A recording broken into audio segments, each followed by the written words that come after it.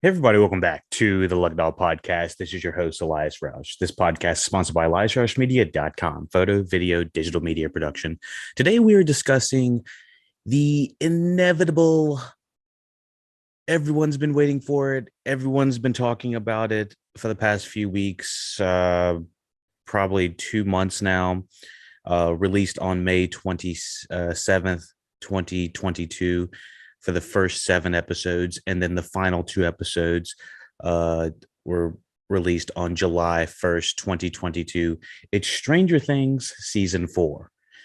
Now, as many people that have been following the Lucky Dog podcast, everyone knows that we talk about the podcast with all our subjects in a non-spoiler section and a spoiler section. So this is going to be a little bit more of a condensed review than most of them, mostly because a lot of people are covering it. And I don't want to waste anybody's time giving all of the expository information that everyone already knows. And over half the world has already seen the show and knows who's in it, so we don't really have to go through um, uh, who's all in the cast and all of the amazing people that are from in front of the screen, the actors to behind the screen of the creators of the Duffer Brothers.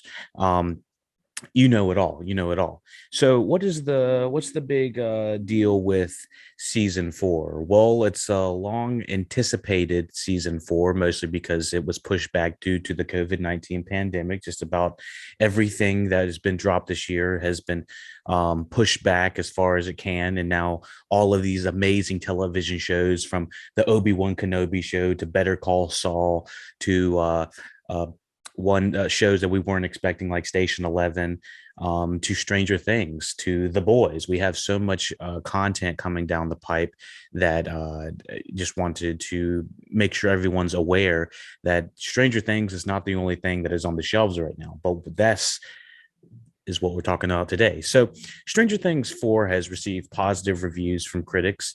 Critics praise the performances of the cast members, particularly those of Brown, McLaughlin, Sink, Bauer, and Quinn. Um, Many critics praise the visuals, action sequences, and the darker, more mature tone compared to previous seasons, though some criticized it for being overstuffed due to the lengthier episode runtimes compared to previous seasons. This is one of the first television shows that I've seen that has ever surpassed its original runtimes of, I think it was around 30 to 40 minutes in the first few seasons, to in the fourth season, we have episodes that are as long as 2.5 hours. So they are certainly testing the longevity of being able to be called a television show at this point. Some of these quote unquote television shows have higher budgets than a lot of movies do these days. So it is blurring the lines of, what is cinema these days. Now, with saying that, the first 7 episodes, in a non-spoiler review, I didn't have a problem with the pacing. I did have a problem with a couple of the storylines that we're not going to talk about until we get into the spoiler section. But overall, the first 7 episodes really worked well with me.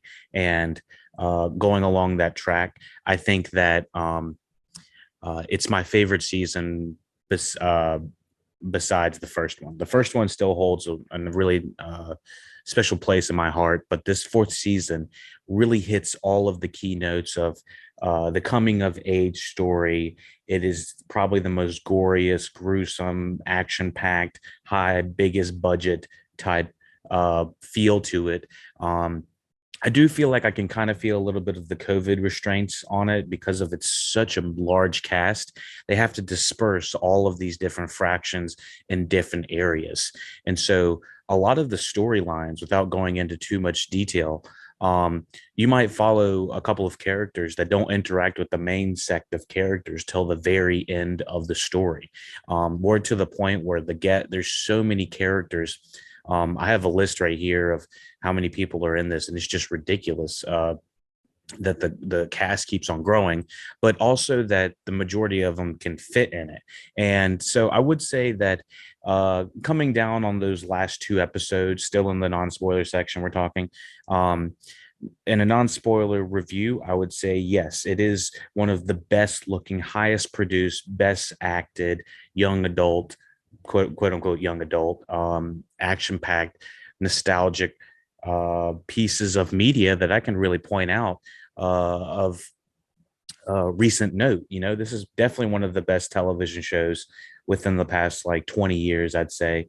Uh, Probably top 20 shows that have come out. It's just that much, it's that engaging for the people that really like it. Now I can see that there is a subsection of people that are thinking, some of the writing is a little contrived, of them not, people not 100% expressing themselves.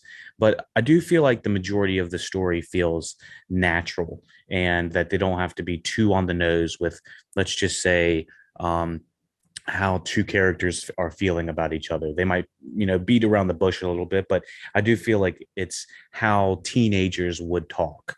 And so, going along with the young adult themes of this season, we get the horror, we got the action, we got this nostalgic thrills, but its ability to still stand on its own relatively as an original piece of media is a reason I keep coming back. I love the sounds, I love the world building, I love the way the kids interact with each other, or the teens interact with each other. Um, and so that's why I'm always coming back. Now, let's talk about this from non-spoiler, but let's be a little bit more critical about it. Now, the last two episodes felt like more like four episodes smashed together, or like a special or of some sort.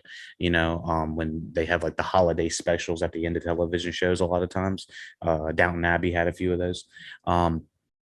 But this one was 2.5 hours, and it absolutely needed every bit of that time. It's not like anything was fat or flabby that was on the cutting room floor. Everything that we saw needed to be shown. It's just they they were only signed up for 9 episodes, so they just made that ninth episode extra thick. It's a thick boy. So yeah, and running up that hill is just hit the charts again, compared to back in the 80s when Kate Bush had released it. I've heard that she's made over $2 million since the release of Stranger Things 4, just in royalties of having her song played on every other playlist now that everyone's rediscovered it. And it's a great song. Can't go wrong with running up that hill. So yeah, we have all of our favorite characters. I actually might try to tell everybody that who's in this, just see if just to give you an idea of how many people are in this show, and these are just the main characters. So let me see. Okay, Winona Ryder, David Harbour, Millie Bobby Brown, Finn Wolfhard, Gaten Matt Zero, Caleb McLaughlin, Noah Schnapp, Sadie Sink, Natalia Dyer, Charlie Heaton, Joe Keery, Maya Hawke, Brett Geldman, Priya Ferguson, Matthew Modine, and Paul Reiser are all on the main cast list. And there's just as long as a cast list on the reoccurring and guests. Jamie Campbell Bower, Kira Bruno, Eduardo Franco as Argyle, and Joseph Quinn as Eddie Munson. Like, there are all of the notable characters that have been introduced to, to the cast list are at absolutely A-list characters from, well, I can't really talk about anyone without going into spoilers, but the new characters that are featured in this are just as likable, just as well directed as the original cast, which tells me, the direction by the Duffer Brothers and Sean Levy has been really well. And was in Nimrod Antal. I think I've seen him in some other things as a director, but yeah, the Duffer Brothers mainly directed these episodes and wrote a chunk of them, the majority of them. But anyways, I can't really tell a difference, in my opinion, from episode to episode, who directed who, which directed who wrote another episode. It really does feel like it flows all in correlation. So anyways, the yeah, the overarching, more critical things I have to say about this season were the pacing and the landing and the storylines for some of the characters towards the backhand of the seasons. Season four was very lengthy with the episodes, and I didn't feel any problem with the first seven, but it was the last two that I did feel a little bit of jumbledness for me personally. But it's not to the point where it really um, knocked down the likability of the show as much. Like I still really enjoyed the time in it. I enjoyed the characters. It's just some of the actions of some of the characters I wasn't crazy about, and I'll talk about that in the spoiler section coming up. So we've talked about pretty much all we can in the non spoiler section. Yes, I enjoyed the hell out of this. It's one of the best looking television shows, and best well acted television shows that I've seen in a long time, and can't really say too much uh, other than that. Other than hopping into this not the spoiler section where we can talk about this a little bit more in um, detail. But let me know what you thought about the review. Let me know what you thought about Stranger Things season four. What would you rate it? What would you give it out of 10? Like I said, I normally don't rate television shows, but I'd probably give this another 8 out of 10. Um, Coming in right behind season one of Stranger Things. So thank you for listening, watching Look It All podcast. Let me know what you thought about Stranger Things season four, and we are going to discuss the podcast in full. Patreon.com/Look It All podcast, and you're going to get the edited review on YouTube and every other podcast player, SoundCloud, all the other good stuff. And yeah, lookitallpodcast.com. Here is the here is the spoiler section coming up for Stranger Things season four. So at this point, you have seen the entire season. You know the twist. You've seen Running Up That Hill about 50 million times. And yeah, from the soundtrack to the acting to the overall craft of the show, it's just a really enjoyable show to watch if you're into this type of nostalgic twist, um, nostalgic flavor, I guess. If you're tired of nostalgia, then this is probably not the type of television show you're going to enjoy. You're going to find it a little bit tedious. You're going to find it a little bit repetitive. You're going to find it the the storylines not as strong. Maybe the actions of the characters are not as strong. That's not me though. I just wanted to point those individuals out that are not loving Stranger Things for. But at this point, if you're not like really head over heels for it, I'd be surprised if you're really keeping up with it. But anyways, like I said, the reason I love this show is just the overarching feel of the show. First of all, I love the 80s as an aesthetic and film and television. But on top of that, uh, the way that the story unfolded, the way we learned about this new uh, entity, this new bad guy named Vecna, and how he's been kind of the puppet master over the overarching seasons and series as a whole. He was number one under Matthew Modine's quote unquote Papa's character, who was uh, taking these kids in and testing them and having the kids test each other and use the force and stuff like that. I mean, it was that type of kind of fucked up shit. But there is kind of like this Darth Vader, Anakin kind of join the dark side with me 11, and we find out through a series of flashbacks of Elle is not exactly in season four with the majority of the group. She's off on her own mission, kind of in the same sector as how Hopper is off on his own mission. There are so many characters in this now that we have separate individual missions. You're almost watching three different shows that correlate at the very end. And we got the Hopper show, Stuck in Russia, which I think a lot of people had problems with. We had the L show, who's living flashbacks and being tested on by Matthew Modine and Paul Reiser. We have the Jonathan Byers, the Mike Wheeler, and Will plotline, and Argyle, and all of them are off doing their own adventuring and eventually meet up with 11. And then we have the main group with Dustin, Max, Lucas, Erica, Steve, Nancy, Robin, and Eddie, and who's the leader of the Hellfire Club. Um, so let me give the quick premise just to kind of set us in these different groups. Um, Set in March 1986, 8 months after the events of the third season. The fourth season is split between different plot lines. As I said, the first plot line takes place in Hawkins, where several teenagers are killed in mysterious ways. And the ways these teens are killed, they are killed like exorcist, like bone crunching, eyes popping, blood everywhere. It is a horrifying death.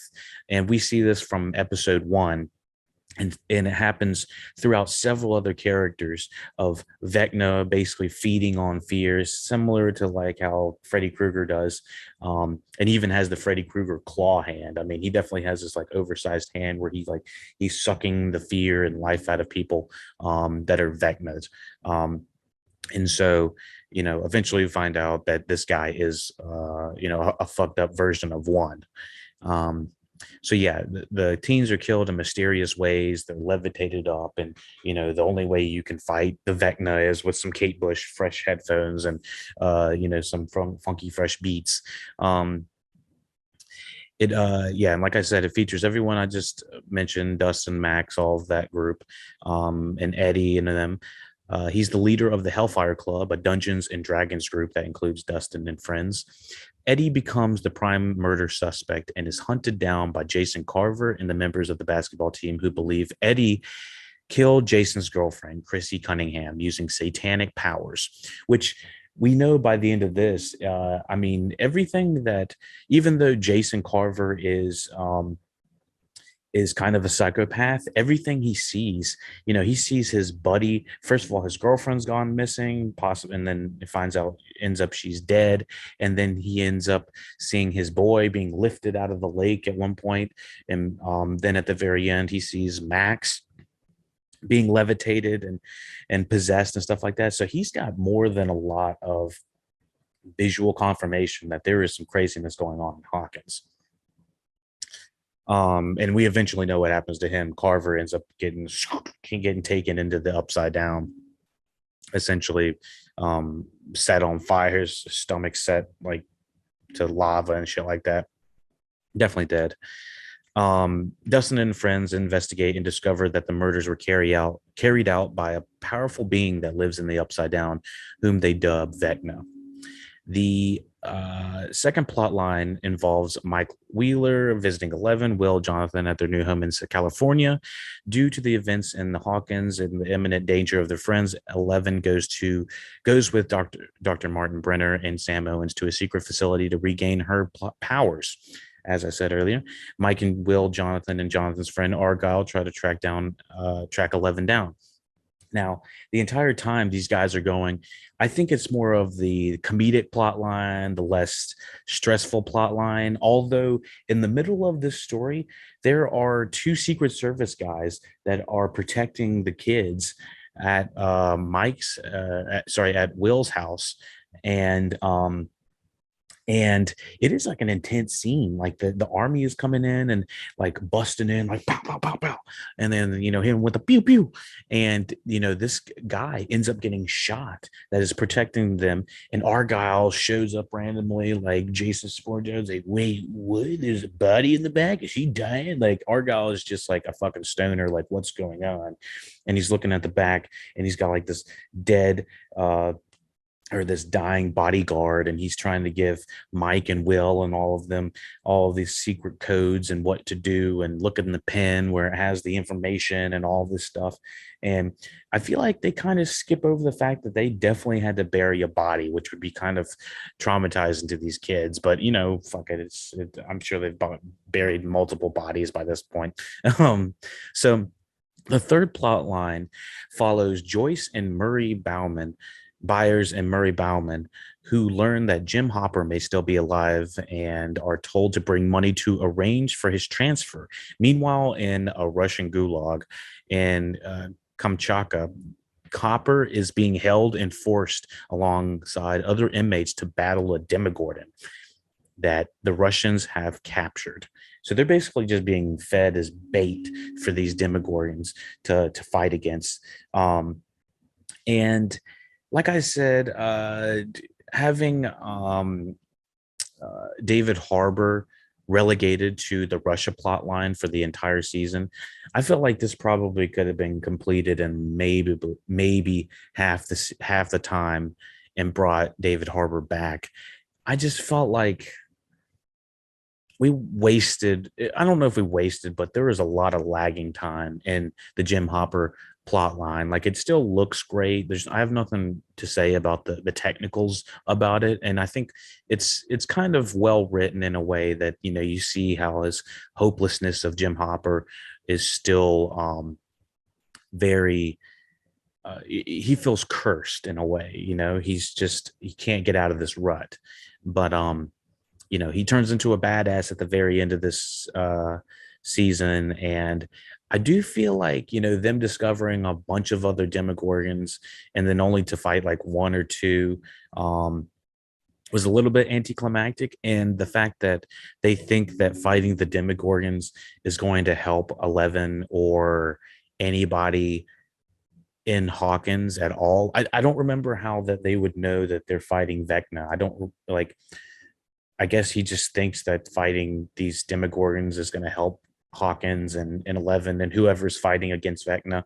Um, but my biggest thing was the very ending of the story is Eddie Munson going off against the the bats, the bad bats with Dustin, and them kind of holding the line and keeping the bats at bay while the rest of the crew, Steve and Nancy and Robin and them, and Lucas and all of them, uh, get possessed, get Max possessed, and hold the bats off. But I didn't think that Eddie had to die for that. Like, there was an episode, I think like 5 or 6, where Steve is about to be choked out by the bats, and I'm like, when that was happening, I was like, shit, they're gonna kill Steve.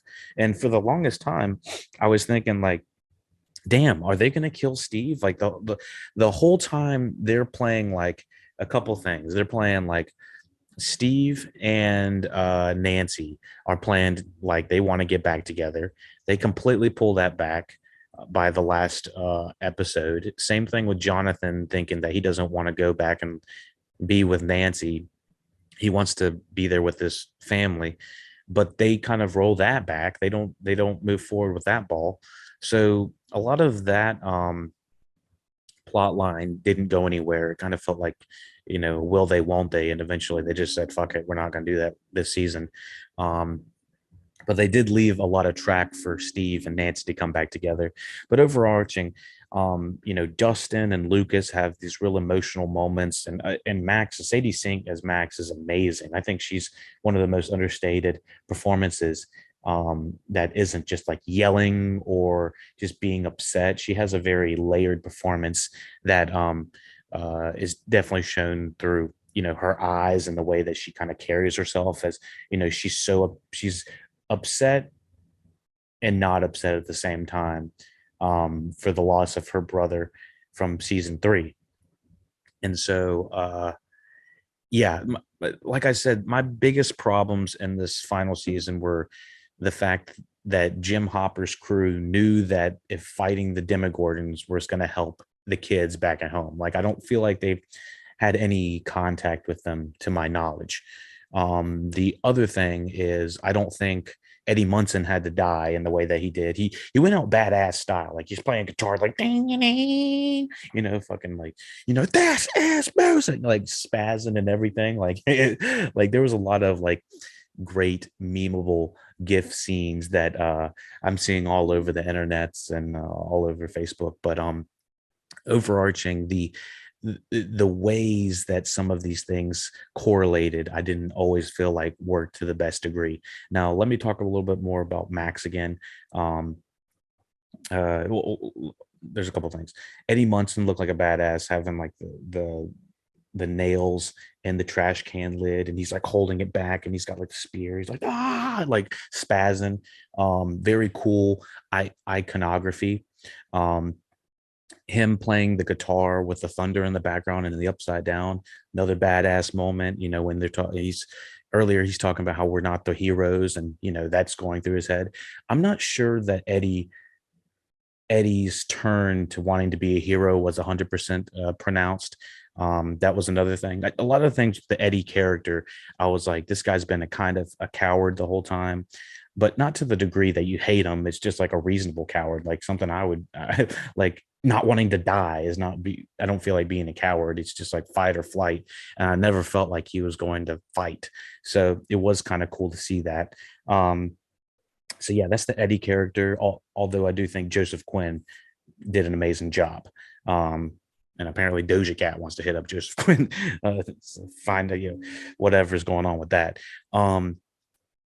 So that was my biggest problem with that.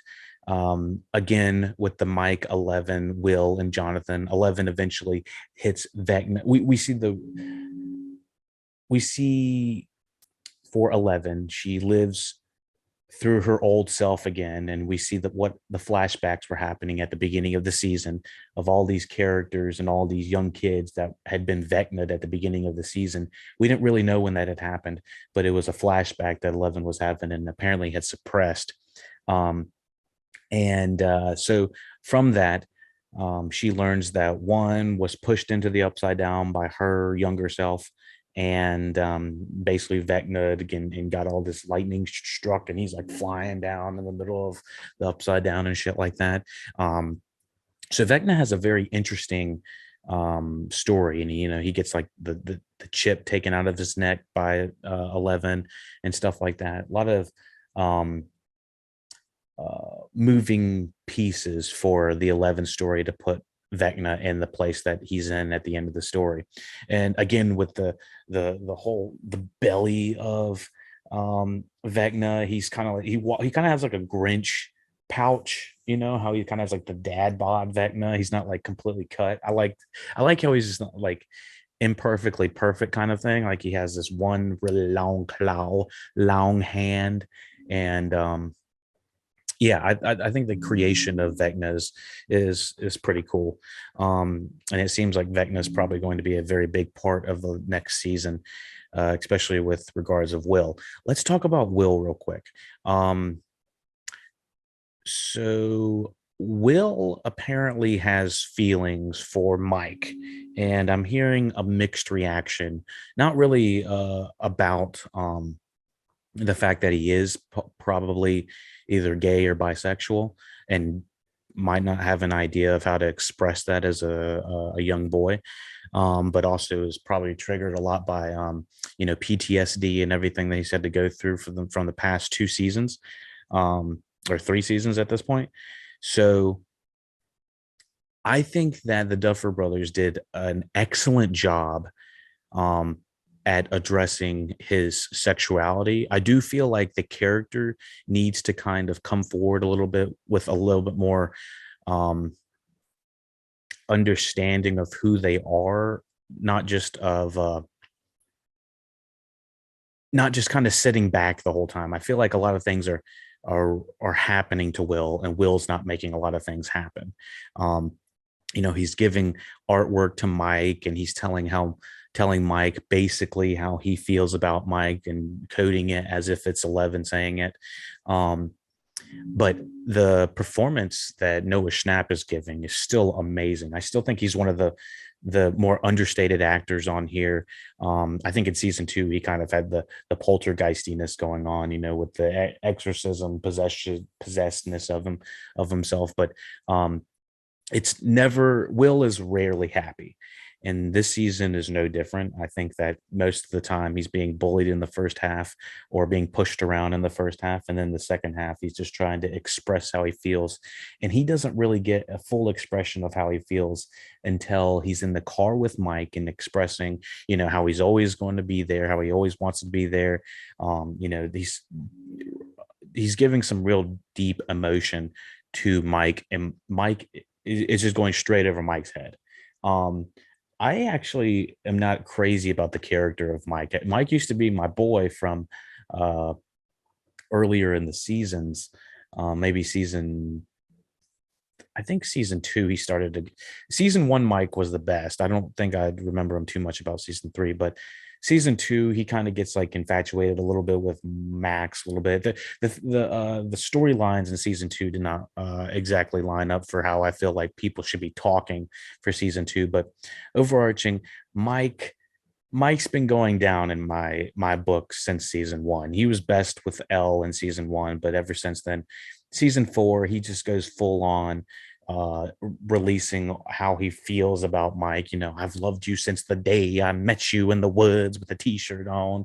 Um, I just kind of I guess maybe that I I never felt like Mike was head over heels over 11. Honestly, I honestly felt more of a connection between uh Max and 11 than I do feel Mike and 11. But they do have interesting chemistry when they're on screen just alone together. um but yeah, I did feel bad for Will, but enough that Jonathan is noticing how Will is talking to Mike, and I feel like that was a very good and wholesome conversation between Will and Jonathan, talking about, you can tell me anything, anytime.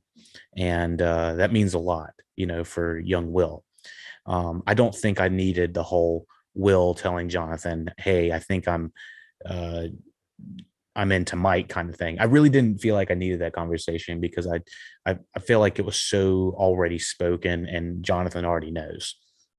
Best Jonathan scene of the season. Um, the thing that comes to mind about the season, I think this season has some of the best scenes in the whole series, but I don't think this season as a whole uh, holds as much weight as some of the other ones. I do feel like three was a little bit more condensed in the way that the story unraveled.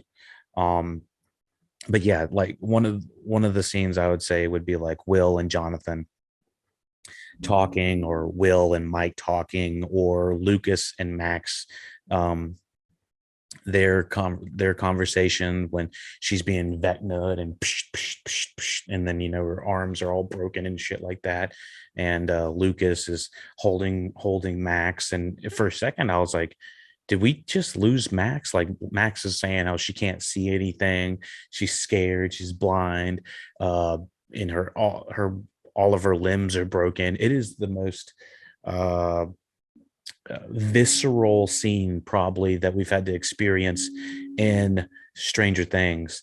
And they kind of rolled it back with having 11 bring bring Max back, at least to start breathing again. I kind of would have given them a little bit more bonus points if they would have actually killed Max, but I do feel like that would have been really dark for that character, and I ultimately want her to be uh a happy character uh, in this story. So it was kind of like a double-edged sword. Like, we would have lost Sadie Sink, but it would have been like one of the most impactful deaths I think we've felt in a long time. But by the end of this, we find out that she's in some sort of coma stage. She may not come back, she may come back based on what Lucas says.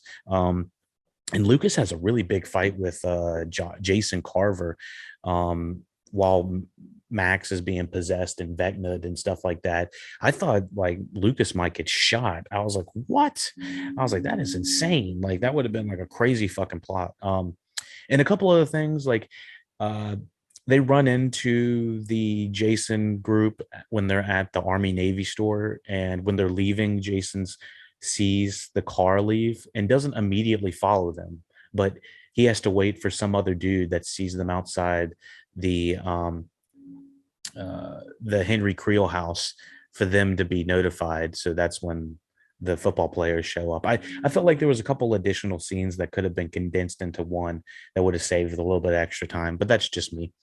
Um, Anything else?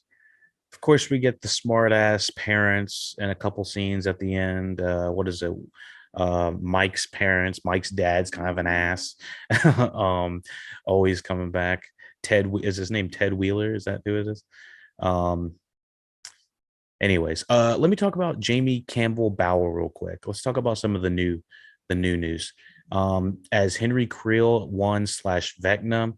Um, I got to say the character really worked for me when I first saw him in the flashback with 11, and you just see him creeping in the background.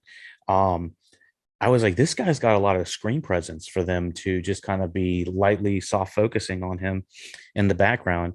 And you see how he's trying to like not cuddle up to not literally cuddle up, but befriend 11 while they're in the facility being tested on as kids, um, only to 11 to be, take the chip out of him and him basically use 11, um, against Brenner.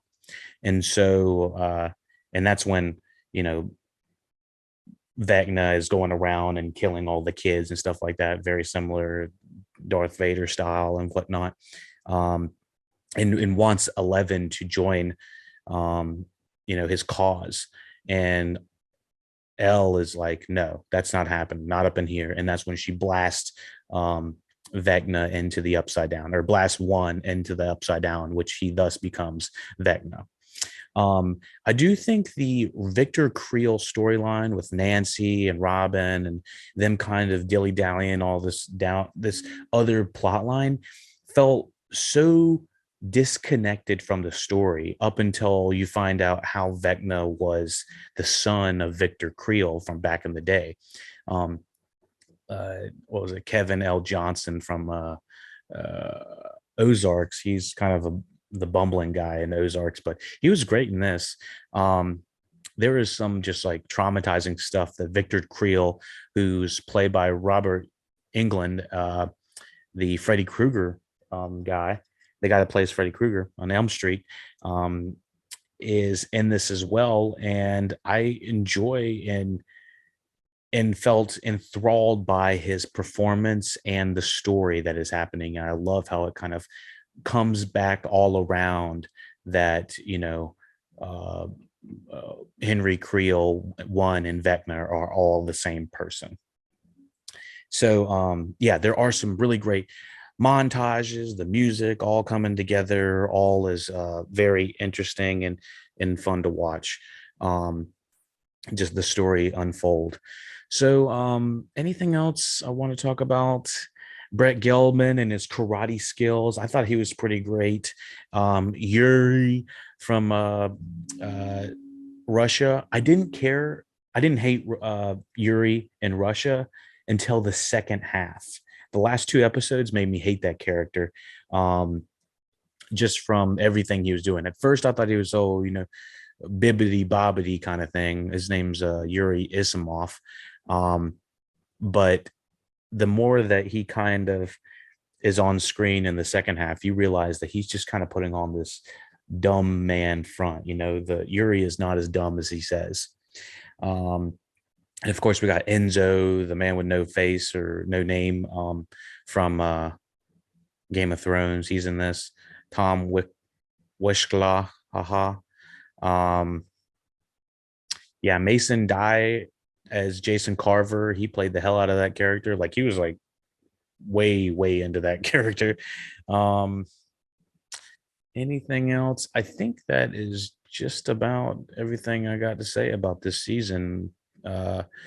We had the stop by Susie's, Dustin's girlfriend's place, where they're apparently like, I think they're Mormon, and they have like 20 kids running all over the house, like god dang, uh, like monkeys jumping all over the vines, all over the damn couches. It was just absolute crazy town.